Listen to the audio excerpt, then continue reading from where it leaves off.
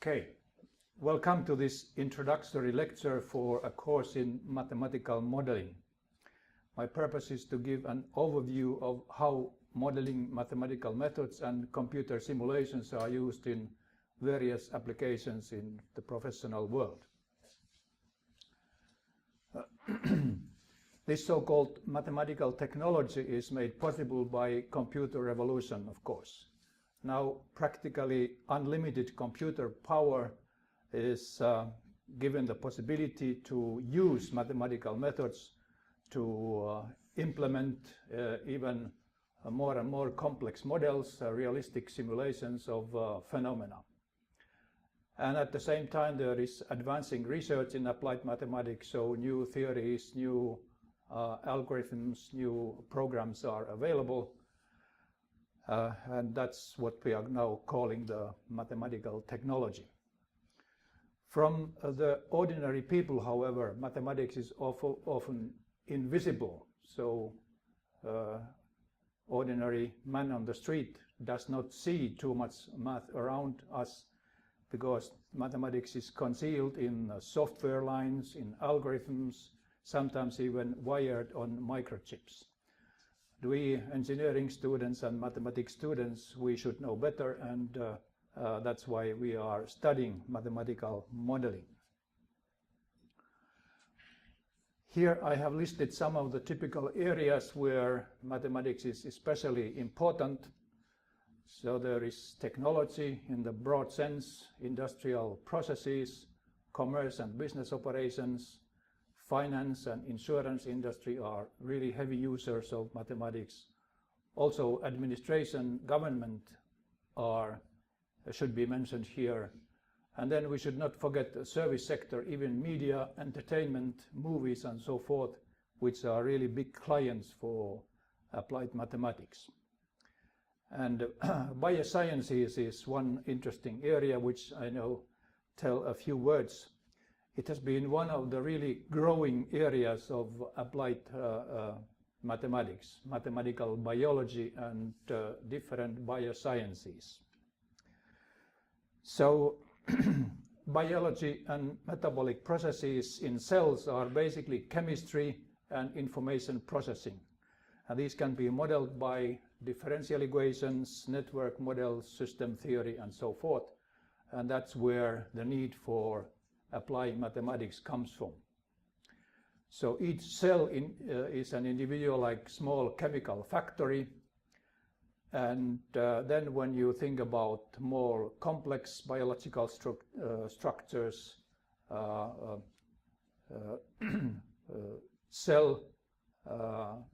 cells and tissues, different kinds of models are needed.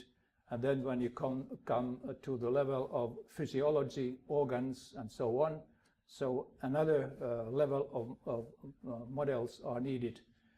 Then the science of medicine and pharmacology, they are really heavy users of mathematics. We will see some examples later. Again, when we go from individuals into populations, different sets of modeling will enter the picture. Ecosystems and ecology nowadays is a really big concern for all of us, and in this way mathematics can be one part in saving our planet. Then, as I mentioned, medicine and pharmacology are one area where mathematical models are used a lot. Pharmacokinetics means the behavior of drug or chemical substance in the human or animal body, in the blood circulations and so forth. And so complex mathematical models are needed to describe the behavior in our metabolic system. Mathematical epidemiology means the dynamics of, for instance, an infection in the population, where this figure here is a simplified figure of one type of epidemic, and that's where or systems of complex systems or differential equations appear when you describe the infection patterns and the probabilities of transmission and so forth. Still in the field of medicine, instrumentation and diagnostics is one area where really heavy mathematics is needed, like the scanning devices in hospitals are well-known examples. And even in surgical operations in modern hospitals, they can use mathematical simulations before some operation is performed, so that they can check that the, for instance, blood circulations and concentration of the key chemicals are maintained as the result of the operation. So modeling is needed even in the planning of demanding operations of your blood vessels and heart and so forth.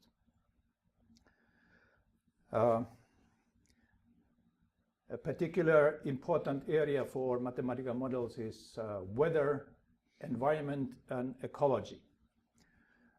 We see on the TV news every day the weather forecast, and these are really based on actually quite huge and demanding mathematical models and of course supercomputers. Long-term climate predictions as well. An interesting example is this coupling between atmosphere and oceans.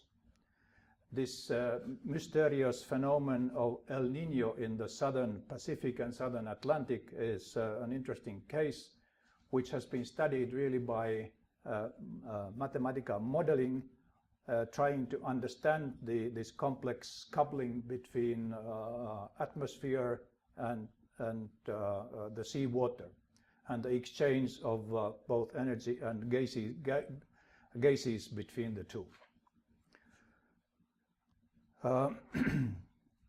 Models are also used, for instance, in the prediction of hurricanes, and those can benefit, for instance, in planning the evacuation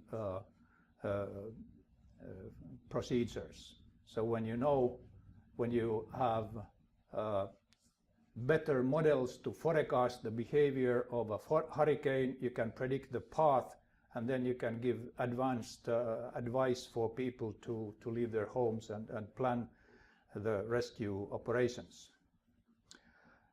Then from still in the area of environment, we can use mathematical models to describe the spreading of pollution in the ground, the pest populations, contamination in the ground, and so forth.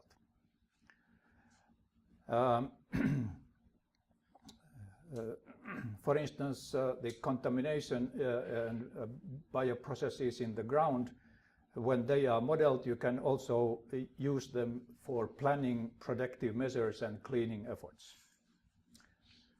So, from natural science to humanistic sciences, do they need mathematics and modeling? Yes, they do, and actually quite a lot. Social sciences typically work with a very large data set, many variables and complex relationships between them. The challenge is to make sense of these large multivariate data sets. And many ingenious mathematical techniques are needed and used. Couple of examples. In archaeology, these dating techniques, which are based on, for instance, carbon dating, radioactivity, tree rings, or analysis of sediments, they are all based on mathematical models. In linguistic science, text analysis is another interesting area where mathematics and statistical models are really key tools.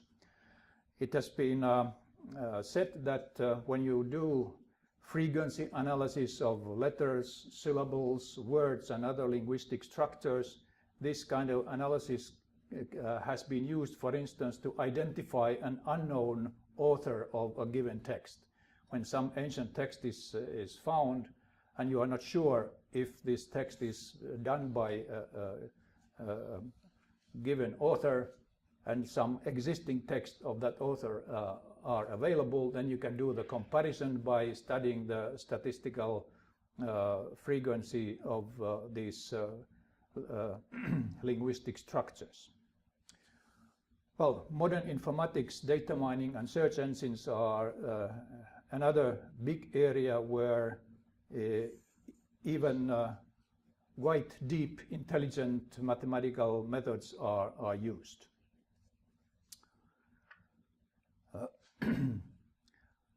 Administration, economics, and government are another area where mathematics and models are needed. Typically in these areas you are dealing with very large data sets and databases. They could come from traffic, logistics, communication, energy, water networks, and so forth. And the social security, insurance, public health, real estate, city planning, and so forth. And in monitoring, control, and analysis of these large data systems, mathematical and statistical models are everyday tools for in this area of speciality.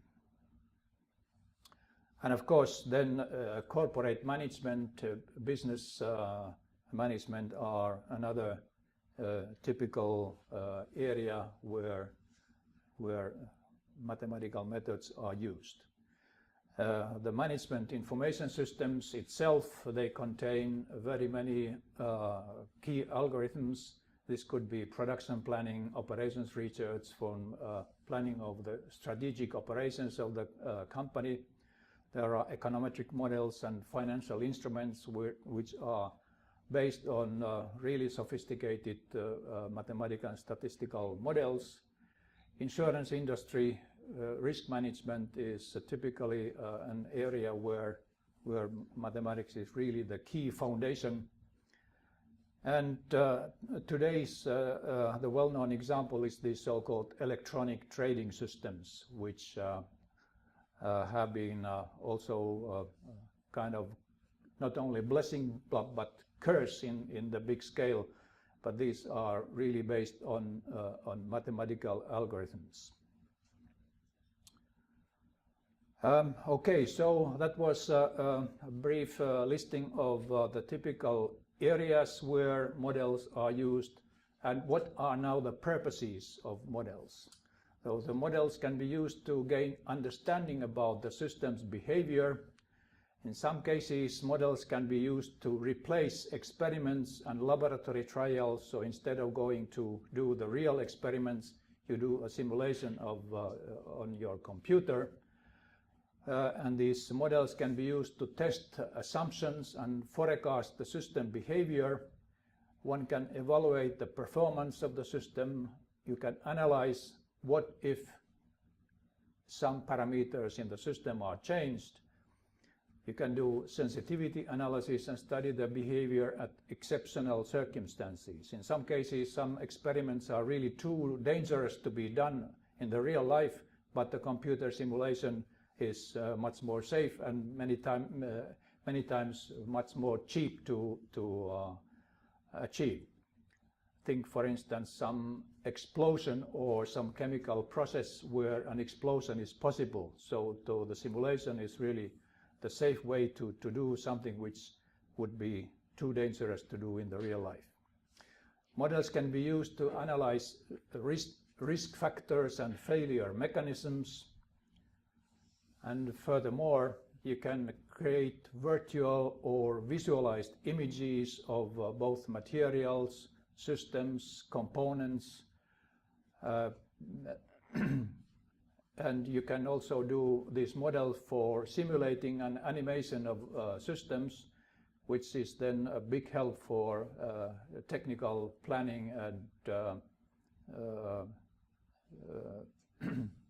design. One can also create imaginary materials and artificial conditions prior to the possible actual synthesis and construction. So, for instance, in material science, you can actually simulate a certain material structure and then use the models to test how this particular material might be behaving, and the simulation will then help to do the actual synthesis then later. And in all those cases, the models can be used for optimization purposes, optimize certain value of design parameters, and optimize now how a certain process is performed.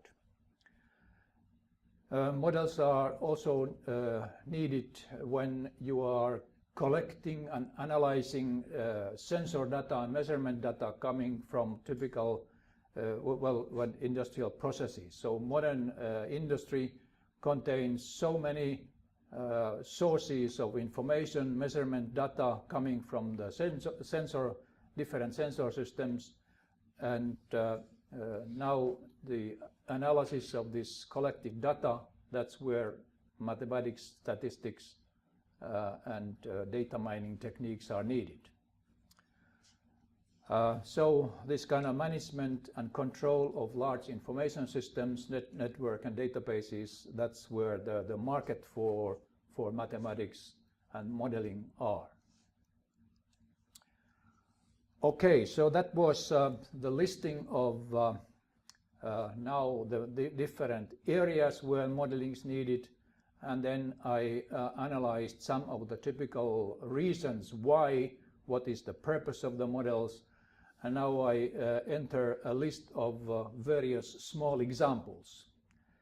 I hope these then give a little bit of concrete content to what I have been explaining.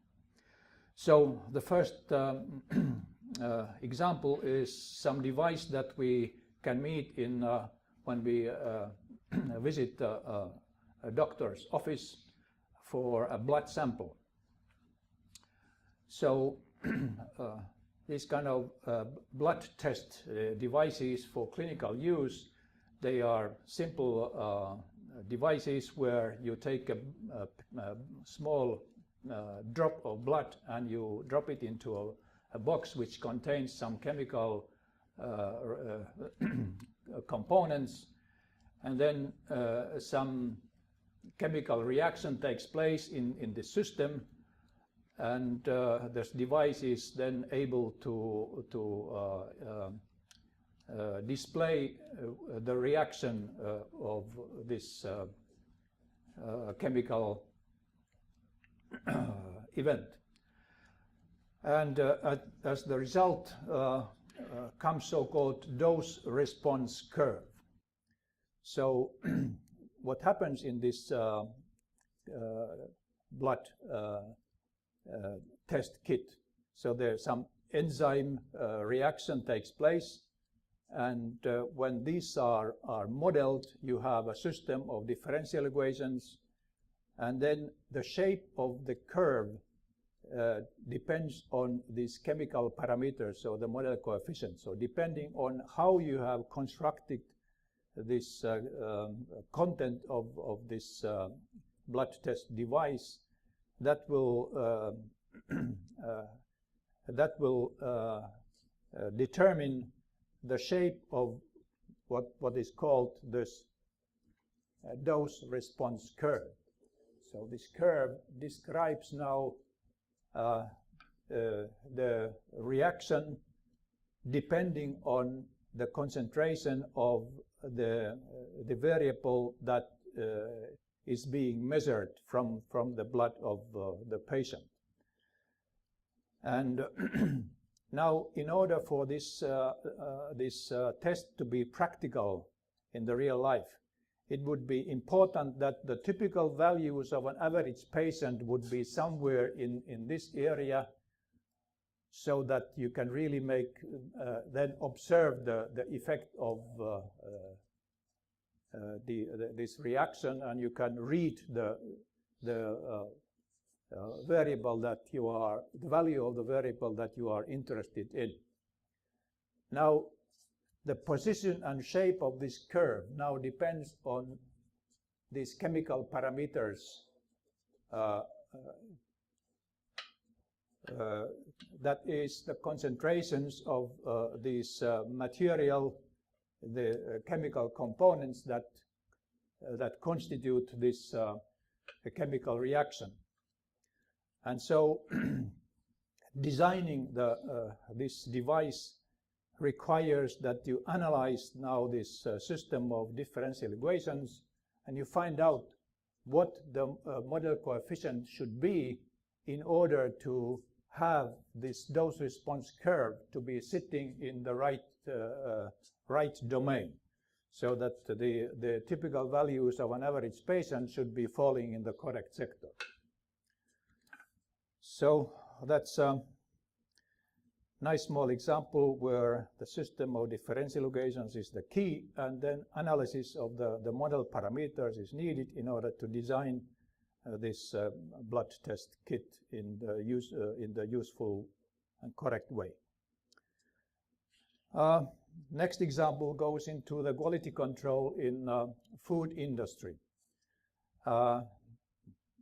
So in this case we are talking about automatic line of freezing meatballs, when in the big scale you are producing packages for ordinary consumers. This freezing is done on the conveyor belt, where cold air is coming from below, and then the freezing of the meatballs take place. Now the challenge here is to optimize this process so that you need to have the temperature correct, so that you obtain the freezing of the meatball in sufficient depth, but not too much. The meatballs are, of course, a little bit irregular. The material is non-standard, and the modeling of the heat transfer requires some care. And then, of course, the dynamics of the airflow that is coming from below and how it behaves, it's another modeling challenge. So there are several aspects in this example where mathematical modeling is useful and needed. And for instance, if you just think about an individual meatball and the freezing, that contains one well-known and interesting mathematical problem. And that is, first of all, you have the material is non-typical, so this heat transfer coefficient is not from automatically from a textbook, but you have to study the correct way to describe it. And then you have something called moving boundary problem. When the freezing starts, it starts from the surface and it goes deeper. But this means that the heat transfer coefficient changes during the course of this freezing process. So the modeling of this freezing is a so-called Stefan problem. It's another area in mathematics where a lot of research has been done when you have this moving phase change boundary, and that requires special tricks from the modeling and computation point of view. There are other examples of the same kind. So, for instance, drying of grains in food industry. Also, pasteurizing of beer cans, milks, etc. These automatic processes, there you need mathematical models to control and optimize the system. And well, for instance, packaging butter, then you have the flow of so-called non-Newtonian fluid, which is another challenge from the computation point of view. Even the filling of ice cream lollipops, like this one here, it has been given a challenge for mathematics because there you have the problem of filling the mold so that it should nicely fill the total content so that there are no defects like this. And you have to simulate the flow of the material going into the mold, and that has that has been studied by simulating this CFD using CFD theory.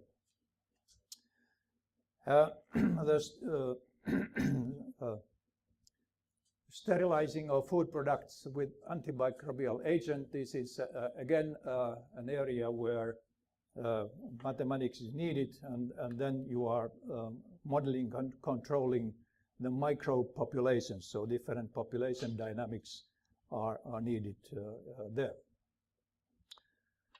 I think before the end of this lecture, I mentioned only one more example, and this is the car wheel suspension, which is an area where quite tough mathematics is needed. So the car wheel is the suspension is a device where you have the shock spring and shock absorber, and the wheel itself is elastic. So there is another other component which needs some modeling, so to model the behavior of this whole system, that is a challenge in itself. But then when you go think about the modern car industry, they are nowadays developing systems where you have an onboard computer in your car, which is measuring the behavior of this device, and they even have so-called active suspension system, which means that the spring constant here is changed in real time, so to optimize the behavior of the car wheel in, for instance, if you have a rough road with bumps and so on. So the onboard computer and active suspension is used to optimize the behavior of this suspension system, and which means that you need to have a very good model for the behavior of the system, and then apply some optimal control theory to generate now the reaction, how the car should react into the change in the road surface.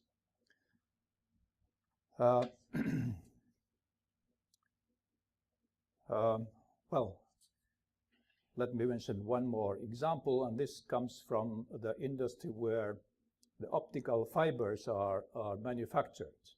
So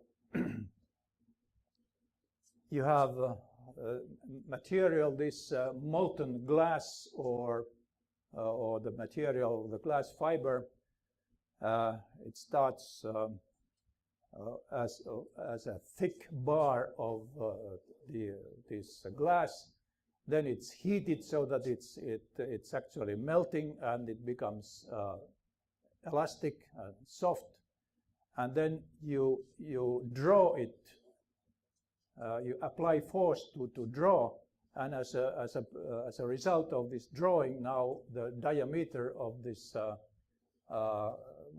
glass bar is shrinking, and you are stretching until you get now the fiber into the dimensions that you actually want. And so this whole process here, this drawing of the optical fiber, it is now a process which needs quite sophisticated modeling, where you need to